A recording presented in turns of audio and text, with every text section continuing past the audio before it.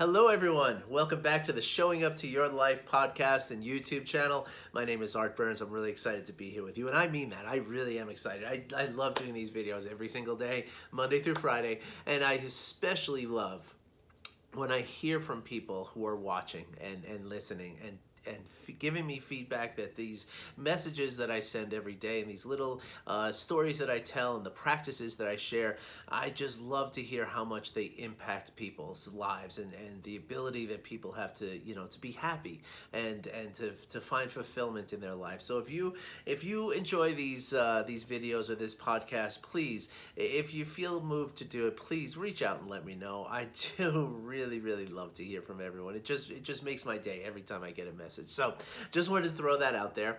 Let you know that any feedback or and also any requests, I really love that. I've had 2 people so far, write to me and ask me, hey, what about this? What about this subject? One person was asking me about mindfulness and addiction issues, right? And another person, ironically, was talking about the default mode network, asking about that. And ironically, I say because those 2 things are very tightly connected, which I talked about in, I'm pretty sure, each of the videos. Certainly in the addiction one, I talked about the default mode network.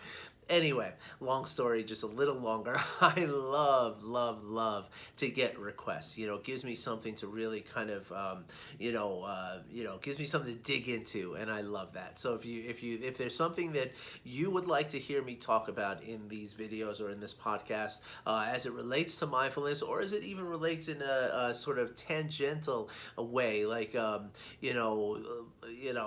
anything about just positive psychology or just happiness or fulfillment or any of these things, any subject that is even remotely related to mindfulness, I would love to be challenged and to dig into something like that and to do a video for you. So if there's anything that you would like to hear me talk about, please do let me know, okay? And lastly, for all of you on the YouTube channel, subscribe, like, share, hit that little bell so you know when new content is released, even though it's really predictable. It happens every single day, Monday through Friday, most weeks. And on the podcast, if you could do me a favor, apparently going in and rating, especially if you like the podcast, rating with a 5-star rating is apparently very powerful for the algorithm. The point of all of these are that the more, I don't know how much you're aware of this, but the more followers I have, the more 5-star ratings I have, the more comments and the more interaction, and I will always comment back. At least I try to comment back on everything that I see. That increases our visibility within the algorithm of these 2 platforms, right? So on YouTube or on the podcast platforms, it just means that people are going to see more, and it's been happening, and I'm really excited because there's some days I look and there's like hundreds of views on some of my videos, and that is super exciting. And so anything you can do, if you could just please like, share, comment, and subscribe. Okay, those are the big things on YouTube. And on the podcast, again, just go in.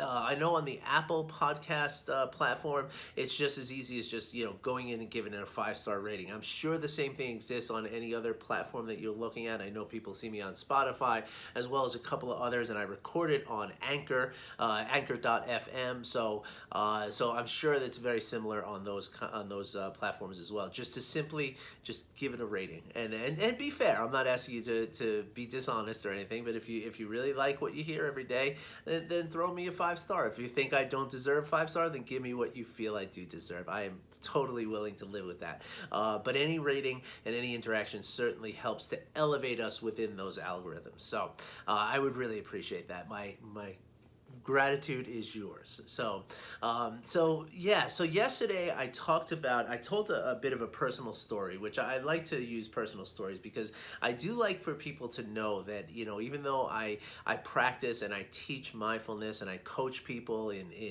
kind of weaving mindfulness into their lives and learning to live, a practical and an applied mindfulness, and even though I do all this, I really want people to to know, and especially because I talk mostly about stress reduction and emotional intelligence and stuff, I want people to know through my personal stories that I am not sitting here in some kind of stress-free lifestyle, or living in a home that has no stressors in it. I can assure you nothing could be further from the truth. So I do like to share some stories to show that I am someone who lives in this world that's filled with stressors, filled with challenges to our emotional intelligence, filled with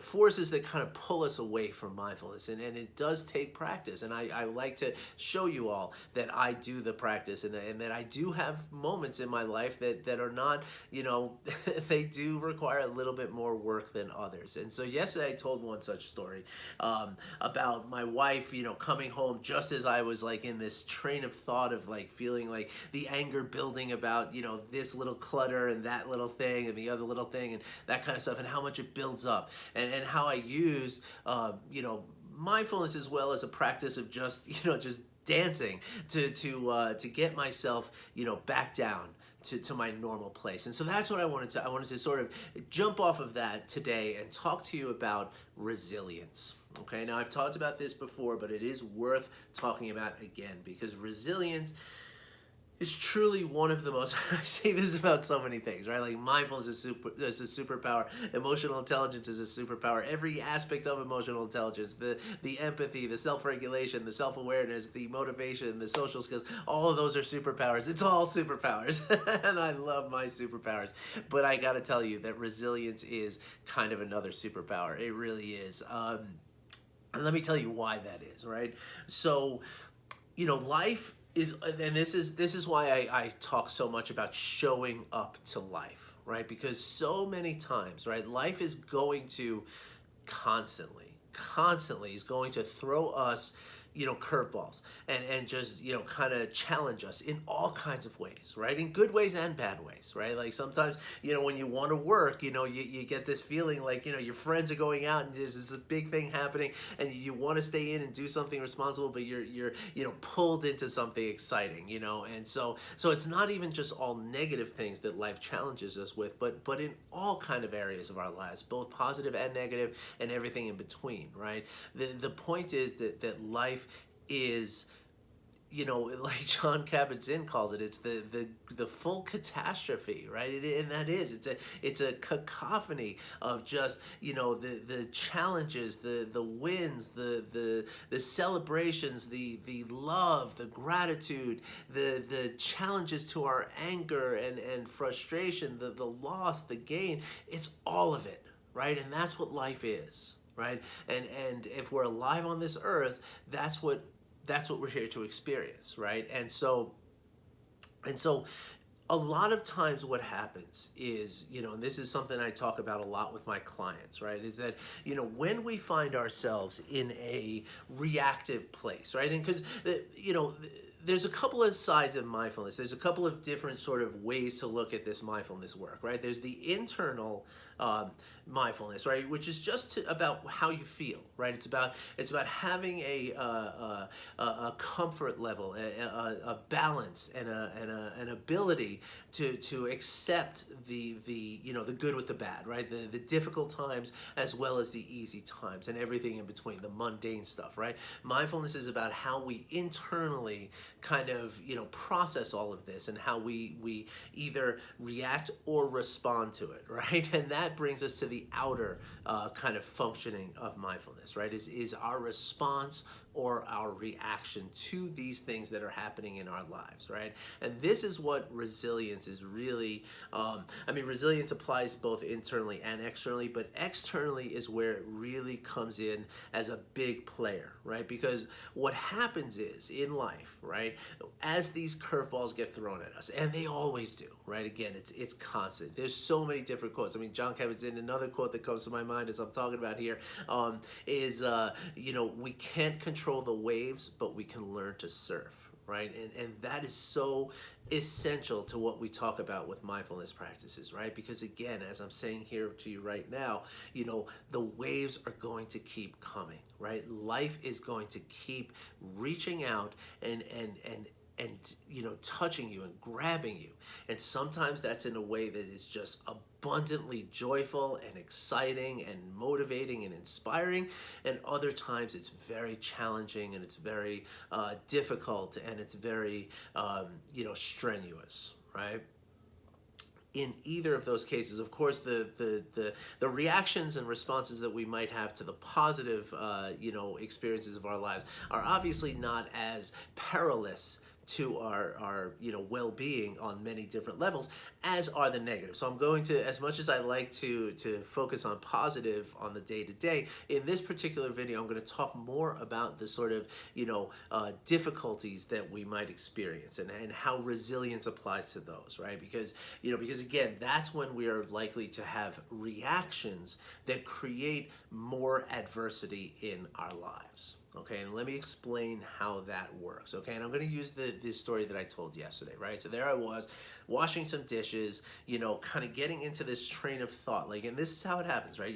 You see one, a box in the corner that somebody told you they would deal with and they didn't deal with, and it was like a week ago, and now you're standing there looking at that box and you're thinking like, gosh, why is that box still there? And then you look and you see a little bit of clutter, and you see, well, why is that clutter still there? And then before you know it, you're in this sort of like a snowball effect, right? Or like we talk about, a runaway train of thought, right? Where you're just kind of building up your emotions, right? And the emotions are, generally speaking, in this kind of context, are negative emotions, right? They're negative emotions such as, again, they're all going to be rooted in some level of fear, but they're going to be expressed as things like resentment, anger, sometimes it's a jealousy, sometimes it's, I said resentment already, you can kind of go to a thesaurus and find some of the other, labels for these emotions that we're talking about, right? But the idea is that, or maybe look up emotions, not a thesaurus, because you're just going to get different words for the same emotion. But anyway, the point is that when we get into this heightened state of emotional tension, right? Like on a negative emotional, kind of build up, right? When life reaches out, and this is how I mean life reaching out, right? So there I am doing the dishes and I'm having this internal experience, right? I'm having this experience about, feeling this resentment and this frustration and this anger and all that, right, is happening inside of me, right? Nobody outside of me knows that this is happening, right? Because I'm just sitting there doing the dishes, right? But eventually life again reaches out to me. And in this case, in the case that happened a few days ago, life reached out by the way of my wife walking through the door. Now, my wife happened to be the object of all these, emotions that I was feeling. It could have also been my son reaching out for something, or my daughter reaching out for something, or heck, my cat, who's lying here next to the heater, he could have reached out for something. The point is that when we're having this internal experience, right, and life reaches out to us and requires and demands our attention on some level, the question now is, what is life going to get from us, right? And this is where the concept of reactivity versus response comes in, right? Like when, if I allowed it to run free, right? If I allowed it not to be controlled or regulated, then when my wife walked in, I would have said, what's going on with that box? And what's with this mess? You told me you'd clean this up. What's going on? Don't I work hard enough here? And all that kind of stuff, right? And before you know it now, right, there's going to be effects that happen through that reaction that I have, right? And that's just general logic, right? Like that's just how it goes, right? Because I'm gonna, kind of say all this stuff to my wife. Now, what's she gonna do? She's gonna either react back at me and say, well, you told me you were gonna do this, this, and this, and this, and how am I supposed to work full time, and blah, blah, blah, and we just go back and forth at each other, in which case Our children both hear us fighting like that. We are growing further away from each other. We're setting ourselves up for this, really uncomfortable kind of time. Maybe there's something that we need to talk about that we're not going to talk about now because of this, emotional kind of, chaos that's happening between us, right? We're just blowing everything up, right? And so again, whatever we're going to talk about doesn't get talked about, right? Our kids hear us fighting. They learn the process of fighting at that point, and of emotional unregulation or dysregulation, right? We could also say that we're missing out on something, right? As you remember in the story yesterday, if you heard it, that when I decided to interrupt this cycle and engage in my own resilience and bring myself back down to my normal, sort of baseline, status, right, of emotional status, I came out and I saw that my wife and my son were playing a little game together, and they were having an amazing time. Right? An amazing time. And that's important. That's important for both of them. And it's important for me to see it. And all of that would have been lost. Right? Forget about it. It's gone. All we're doing is hoping to not do too much damage at that point when we start getting into the fighting and the arguing and stuff like that, right? So that's what I mean in the way that life is going to, that there are going to be, ramifications and consequences to our reactivity, right? So that's where resilience comes in, right?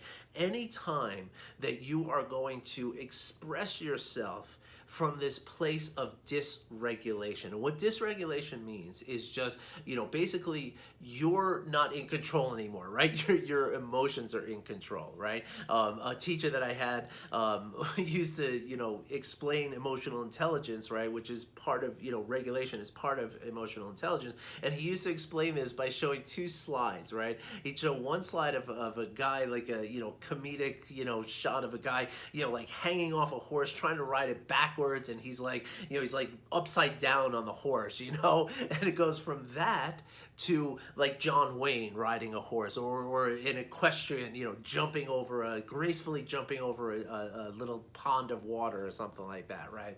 And the point is that in slide A, right, where you have this guy who's like clutching to the bottom of a horse and trying not to be trampled, he's clearly not in control of riding that horse, right? Whereas the person who's on an equestrian course and is, gracefully leaping and prancing through this course, that person clearly is in control of what she or he is doing on this horse, right? And that's what regulation is all about, right? When we are emotionally regulated, we are that person on the right, that second slide, where we are in control and we are able to gracefully move through whatever is happening to us. That doesn't mean that everyone who is emotionally regulated has an easy time. That's what I was saying before, right? That I want you to understand that I have a messy kitchen. I have children who demand things of me that are very, very difficult. I have moments where I want to just, I just want to run out of here and scream sometimes, I am not living some kind of, miraculously easy life, right? Nor is that equestrian, right? That equestrian worked hard and practiced to get to that point of skill level. Okay, that's another really important point that I make all the time, that this work, it's not something that just comes natural, right? Sure, you might have, certain people might grow up in environments that are more emotionally intelligent. So if you have parents who are more emotionally intelligent than the average or whatever, then their children are likely to grow up with better skills of emotional regulation without having to practice, right? Because again, as I've talked about in these videos, and I shouldn't have said without practice, because one way or the other you're practicing, right? You're either practicing naturally by just following along with what you're seeing around you as a function of your environment, right? Which would be the case with a set of parents who are very emotionally intelligent, right? That environment is going to have emotional intelligence sort of baked in. So those children of those parents are going to grow up naturally with more emotional intelligence, right? And so where, most of us, or many of us, don't have that luxury, right? We did not grow up in situations of high levels of emotional intelligence, or emotional quotient, as they say. That's the measurement of emotional intelligence. And so so it does require practice, right? And so anyway, getting back to the point, right? The whole idea of resilience, right, is that ability. It's regulation, right? It's that ability to see first that you're in this heightened level of emotional arousal, right? Like noticing it, right? Because that's half the battle. And I remember before I practiced any of this work, I never knew, right? I was just like, this is just me, I'm just in this is my state, right? And I might have been this like raging, angry guy, or I might have been this joyful, laughing guy. But one way or the other, I was not really, fully aware of my emotional state, not from a sort of non-identified, sort of detached kind of way. And that's what's required, right? When you can step back and see, like, wow, look at my emotions right now. Look at how revved up I am right now. Not subjectively, right? Not thinking like, gosh darn it, I have every right to be upset because that mess I was told that was going to be taken care of. That's not regulated, right? That's inside of it, right? You need to be able to get outside of it and say, okay, yeah, it stinks that thing was not taken care of it, and that is something that I should address with the person with whom I had this agreement, right? However, I don't need to allow myself, I don't need to be this wound up about it. Like, I should calm myself down again first. So again, it's first seeing it, and then it's taking some tool to come back to the baseline. Now, here's some really good news, right?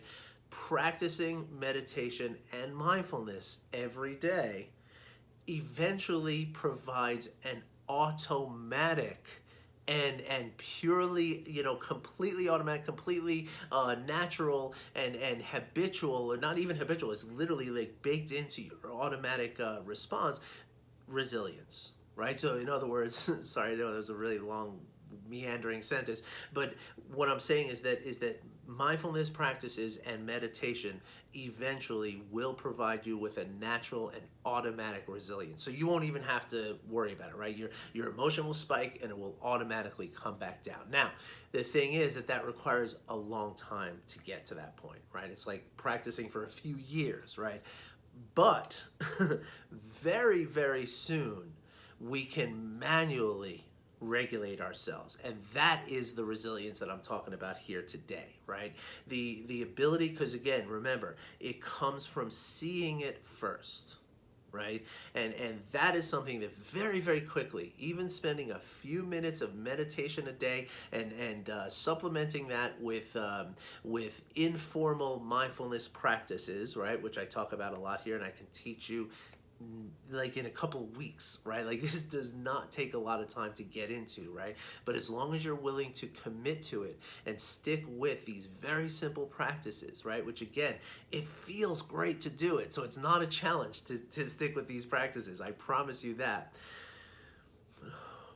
When we do that, we very, very quickly gain the awareness of our emotions, right? We gain the ability to see, like, okay, I'm really hot right now. I'm really, like, I'm in a place right now that if I talk to my wife when she walks through the door right now, it's going to be bad news. Something bad's going to happen. So I can now manually go and regulate myself, right? And the way I did it the other night was with dancing and singing in the shower. So there's many different ways you can do it. I could have achieved the same result by meditating for a few minutes. I could have received the same result from exercising, from reading a book, from watching a stand-up comedian, from anything that's going to bring you back down. But that's the point, right? That we can manually trigger resilience. Regulation, which is kind of another word for resilience. Resilience, I guess, is more the awareness plus the regulation, right? Like, that's what equals resilience, right? The ability to come back down, because again, you have to see it first, and then you have to actually take the action to regulate, right?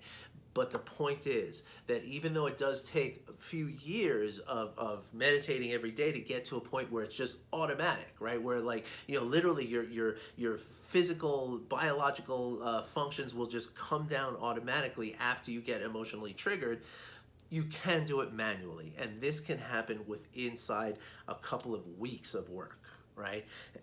And the benefit of this manual resilience, right? Again, you're changing the course, the trajectory of the lives of the people around you.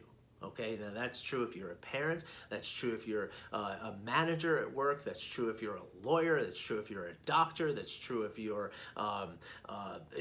just somebody who's riding a bus, right? That this ability to see our emotional, chaos and to regulate that emotional chaos is something that can literally change your life moment to moment in any given moment, right? And so here's what I say, if you want to learn about this, just get in touch with me, okay? I just have this new thing on my website. I actually have to name it. I'm going to do that right after this video. But on my website, you can go and you can actually book a coaching session, okay? This is the best way for me to advertise it, right? Because once people realize what it's like to sit there for 45 minutes with someone who is just listening to you and reflecting back very accurately and helping to guide you with certain small but very powerful practices, once you realize how impactful that can be and how beneficial and effective it can be, I mean, I don't really usually have to even ask somebody if they want another session. They're like, okay,